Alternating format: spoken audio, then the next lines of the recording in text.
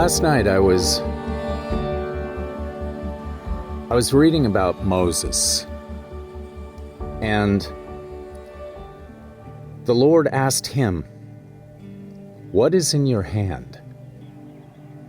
Now Moses was holding a staff. And the point is, you can hang on to it and see what you can do, or you can throw it down before him and see what he can do.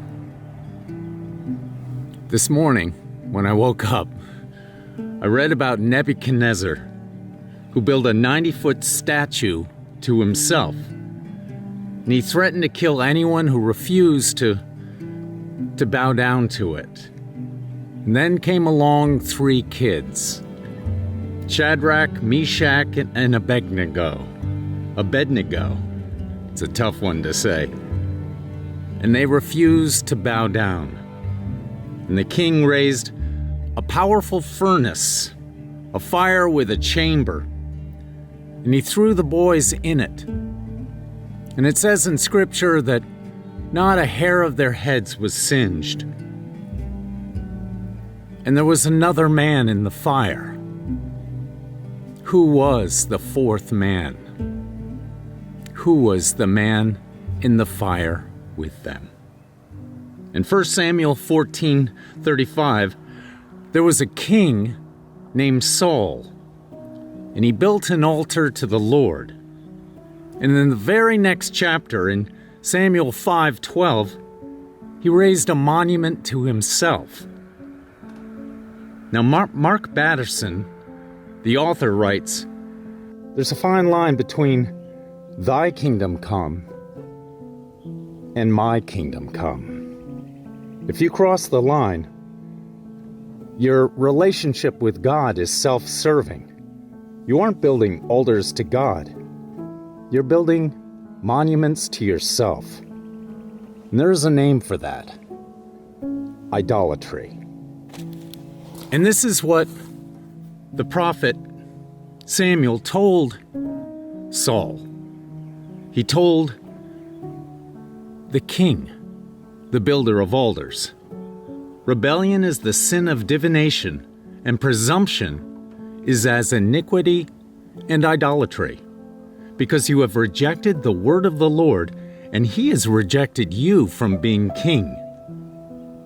And in the very next chapter, the prophet Samuel was told this by the Lord: "For the Lord sees not as man sees. Man looks at the outward appearance, but the Lord looks at the heart." And Samuel, following the instructions of the Lord, he filled his horn with oil and traveled to Jesse in Bethlehem, and was told there was a new king among his sons. And when he met Jesse's sons, they just didn't seem right. And so he asked, "Are all your sons here?" And they told him the 8th son, who had missed the consecration ceremony where they sacrificed to the Lord with the elders of the city, the youngest, the 8th son, missed church because he was out keeping the sheep. And they brought David before Samuel, and the Lord said, "Arise, anoint him, for this is he." Whew. Come on, somebody. Before David did anything, God had his eyes on him. He knew because he had given him gifts and talents as a shepherd boy. God saw to it that he was prepared. When a lion or bear took a lamb from the flock, he went after him and struck him and delivered it out of his mouth. And if he rose against me, I caught him by his beard and struck him and killed him. Those were the words of David. How has God been preparing you? It says in Ephesians 1:4, "He chose us in him before the foundation of the world." So in my Bibles, in the first sentence, I always pencil in an asterisk. In the beginning, God, and I write in asterisk. Now, asterisk stands for you. Because before God created the heavens and the earth, He chose us. He chose us before the foundation of the world. Then Samuel took the horn of oil and anointed him in the midst of his brothers.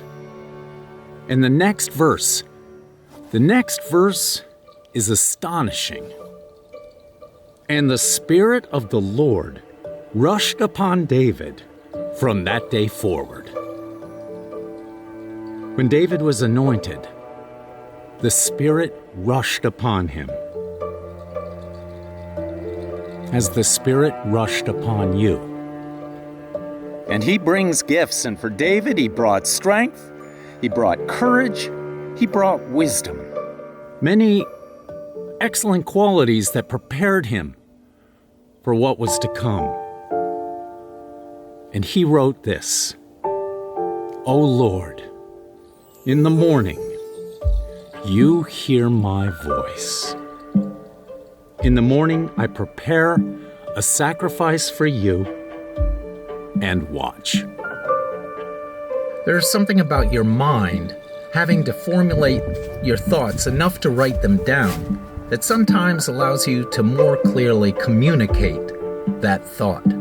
It's not for God's benefit, because He understands your every thought, yet it clearly benefits us. How do we strive for the holiness without which no one will see the Lord?